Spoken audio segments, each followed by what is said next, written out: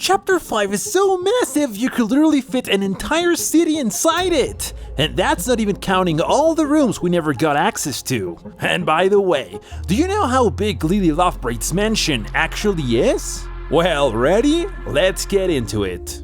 We start right where Chapter 4 left off, in this small office that acts as the entrance to the Playtime Co laboratory area. What really stands out here is the ceiling height. These areas are almost always around 13 feet tall. Very tall if you ask me. We estimate this based on player, who is believed to be about 5 feet 9 inches tall. And you can easily stack 2 players on top of each other with extra space left. Now, moving into the area where Huggy Wuggy chases us for the first time, we need to understand something very important. Not only are there multiple rooms and sections we can't access, but based on how the chapter progresses, almost all these areas seem to have at least 4 or 5 floors with a similar structure. For example, this first section has machinery, inaccessible rooms, and even far ahead areas we can see in the distance that are completely blocked. Then we move up to the next floor, which appears to have the same structure as the one below. And on top of that, we can clearly see there's another floor above that, confirmed by the 3-floor collapse we witness. As we keep moving forward, we can see Huggy Wuggy walking below us, possibly through the area that was blocked at the beginning. Which means this entire section is huge, full of rooms we cannot access. But it gets worse. As we move along the conveyor belt, we can spot even more doors, and we have absolutely no idea where they lead. And what's insane is that the conveyor keeps going, even into the areas that are completely locked behind gates. Most likely the rooms we couldn't access were laboratories, like the one where we had to use the blue hand to open that electric door. Now, if I had to estimate how far player actually ran during this chase with Huggy Wuggy, I'd say roughly almost half a mile. And there are about 20 doors, correct me if I'm wrong, that we couldn't access. That means there are at least 20 more rooms hidden inside the first area alone. And don't forget, there are 5 identical floors, so we're talking about 100 plus rooms just in this first section. And it gets even crazier. After player falls through the ventilation, we arrive at this gigantic structure, which once again confirms the existence of 5 similar floors. But the real shock comes from what we see outside the window. That cave! My god! That is the biggest cave I've ever seen in my life! It's so massive it almost looks like there's a small city down there, with multiple buildings, windows, and what appears to be a huge mansion at the very end. We're talking about roughly 1 or 2 miles of structures just from those buildings alone. Now let's not talk about the height of the cavern. It's insane. If you look down, it doesn't even seem to have a bottom. I'd say at least half a mile deep. And what's even crazier is that to the left of those structures, there's still more cave. More miles we haven't explored. Man, this is massive. If there wasn't a void and everything was flat, you could literally fit an entire city here. But let's get back to what we can actually calculate. The height of this 5-floor structure. I've estimated around 4 players per floor, which gives us about 23 feet per level. That puts the entire building at roughly 130 feet tall. Almost the same height as the Statue of Liberty. And yeah, we still can't even see the ground down there. So let's just leave it like that. Then we reach this area filled with multiple crates, and if we look out the window, we can actually see some kind of rail system, which might lead directly to that mini city inside the cavern, meaning we could actually visit that area in the future. And this storage section is insanely large, to the point where you could compare it to an industrial warehouse. Then we keep moving forward, through even more hallways and another conveyor system, where we find more laboratories and rooms similar to what we saw at the beginning. In fact, after we escape from Huggy Wuggy, we can spot another structure similar to the one overlooking the cavern, one on the left and another to the right. And both seem to have windows on their sides. So overall, it looks like we didn't really miss much in this first section, since we're dealing with 5 floors that are almost identical. From there, we arrive to the engineering area, where we pass through the first sanitation and cleaning zone, which is actually massive. One thing that really surprised me is the insane amount of pipes in Chapter 5. We don't know if they carry regular gas or the red gas, but most likely it's all red gas, since we know it's flammable, and that's probably why some of these pipes were literally shooting flames. Then Huggy Wuggy breaks through a wall and takes us to the final section of this first building, before we reach the elevator to the processing level. And just when we thought we couldn't go any deeper, we start going even further down. To be precise, player uses this elevator for about 1 minute and 20 seconds. And we'll leave it at that, because there's a moment where the elevator stops and then drops. But for reference, elevators like this usually descend at around 5 to 10 feet per second. So the most realistic estimate is that this elevator dropped at about 500 feet. Almost the same height as the Great Pyramid of Giza. So there are two possibilities here to explain this. Either this entire structure really goes that deep, or the elevator paused for a while Huggy Wuggy was destroying it. Anyway, after that we reach the layer of the wrong side outermost. And this area is massive, but unlike the first one, it's only a single floor. So we can simplify things a bit, since several sections repeat. For example, first we have these butcher-style rooms, with hooks used to transport experiment parts. Each of these rooms is around 540 square feet, and in total there are 4 of them. Then we have 2 large ones, which are double the size. 2 bathrooms, 1 maintenance room where we find Poppy's tape hiding from the prototype, and here there's also a small opening in the middle where you can look down, but you cannot see anything, meaning it's very deep. Then there's the grinder area where we find the lamp, the section where we find the keys, which actually has 2 floors and 1 storage area. Taking all of these into account, I estimate around 7,000 square feet of built space, plus the morgue area, which can hold 66 bodies, and the room where Giblet hid from the prototype. That brings the total to roughly 7,500 square feet for this entire section alone. That's about 1.5 basketball courts, or roughly 60 cars parked together. From here, we reach Giblet's room, which honestly feels more like an apartment with a view of one of the largest caverns on Earth. Giblet actually has way more space than a modern apartment. I'd estimate around 540 square feet. From there, we keep moving through what looks like a maintenance area, and then we jump into the boiler rooms. And my god, those things are massive! But not as massive as the gigantic brawn we see in this area.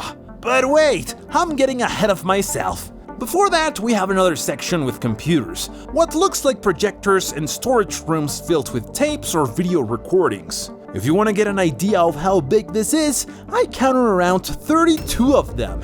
And yeah, these things are massive. Okay, now, Braun's room is huge, around 33 feet tall. It also has an underground section and several areas we can't access. From there, we move into this elevator area, which looks completely deteriorated.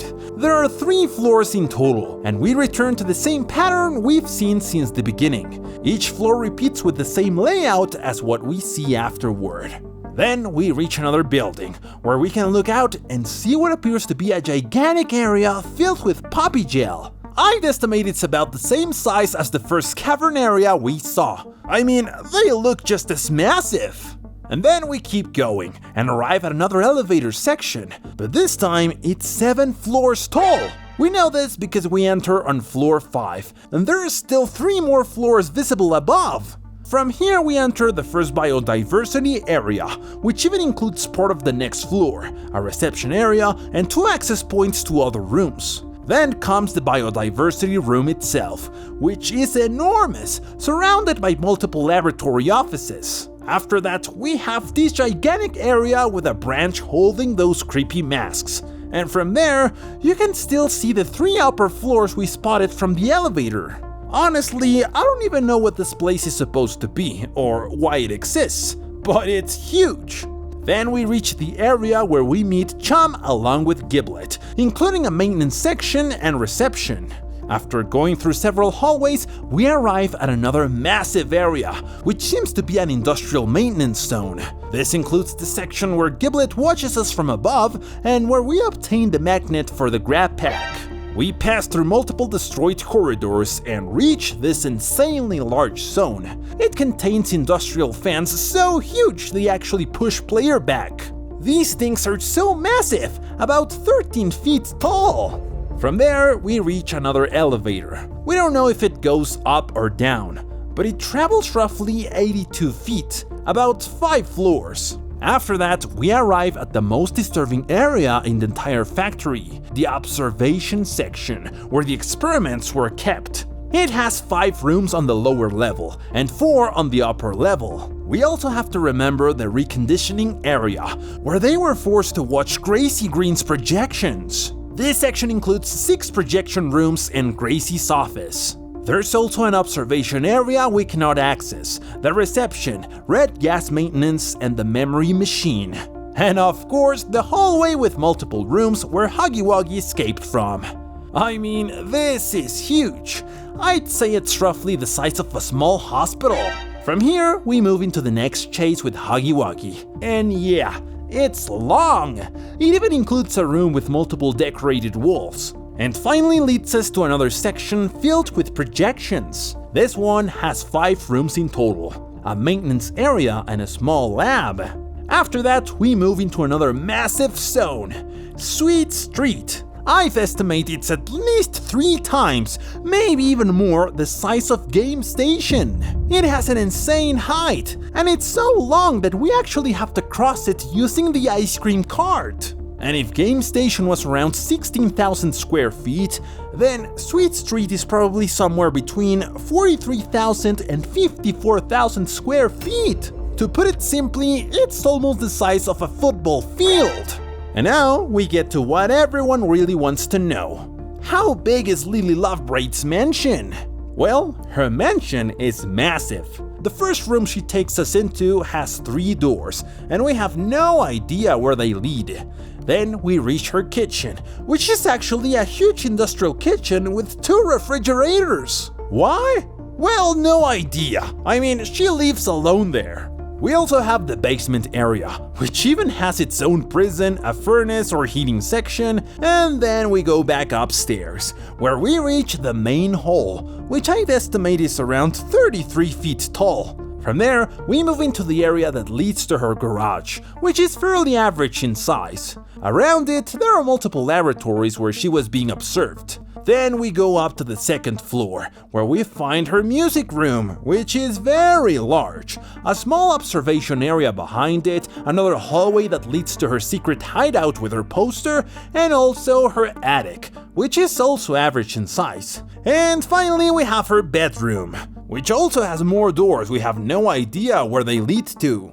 If I had to estimate the size of this mansion, I'd say it's around 16,000 square feet of built space. And including the yard and garden, it gets close to 21,500 square feet in total. I mean, this is a massive house. I know a lot of you want to know how much this mansion would cost, but hold on, we're preparing that for the next video. And now we're getting close to the end of chapter 5. Right after we see how Poppy ends up destroyed, we reach this room, which has a lower level and an upper level, and we have no idea where either of them lead. From there, we enter the proliferation area. Gallons and gallons of Poppy gel, almost like an aquarium. Which means that from the outside, this section has to be massive. It could actually be the same submerged area we saw from the caverns earlier. But that's not all, because inside this area, there seem to be 2 or even 3 floors with what looks like similar rooms. Then we go down through the holes created by the prototype. Then we find more rooms with laboratories, and then we go back up and descend again to find yet another lab. So throughout chapter 5, we've basically been moving through multiple different buildings, almost like separate hospitals inside the factory. From there, we pass through several maintenance and storage areas, and reach the surgery section. This area has 2 operating rooms, 2 observation areas, and the Grand Stitchery, a massive machine that spans 2 or 3 floors. Man, this Grand Stitchery room is way bigger than any average house. On top of that, there are 2 elevators, multiple rooms we can't access, and even 2 trucks that crash through the walls. After that, we enter the final chase with Huggy Wuggy, and we pass through a huge storage area. I'd estimate around 2,150 square feet, basically a small industrial warehouse. From there, we reach the train station, and this train tunnel is absolutely massive. Normally, a subway tunnel is roughly the same height as the train itself. But here, they went completely overboard.